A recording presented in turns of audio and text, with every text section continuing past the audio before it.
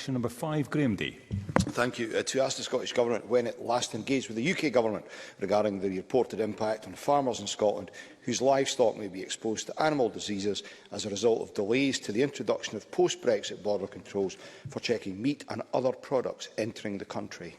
Cabinet Secretary.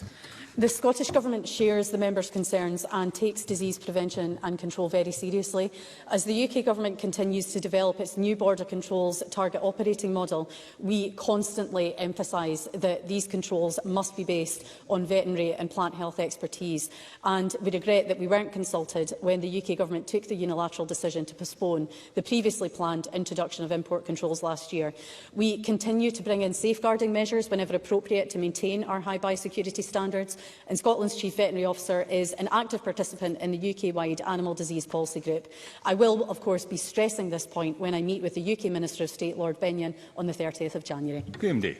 Thank you, the Minister, Cabinet Secretary, for that answer. In the view of the NFUS, and I quote, amongst all the chaos of securing a Brexit deal, the mechanics of how border controls would operate was somehow lost. A reference, of course, to the UK Government kicking the can down the road last April. Now, while we sit in limbo, the threat of African swine fever has become of particular concern to our pig farmers.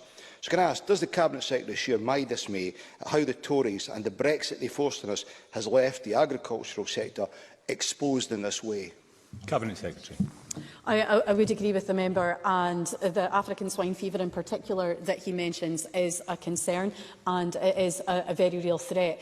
But not only that, right now we have a situation where our producers and businesses in Scotland have that unlevel playing field. So we see importers with the freedom to bring their goods to the UK, but our exporters have had the barriers of checks since day one.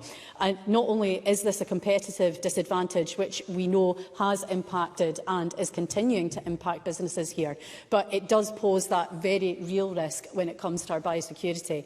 I did raise this with the UK Government in a letter to Lord Frost, actually way back in September 21, where I'd stated that the difficulties which have led to this decision are due entirely to the UK Government's reckless approach to exit from the European Union, which is being shown repeatedly to have been done without that responsible planning or coordination, and the results of that are clear.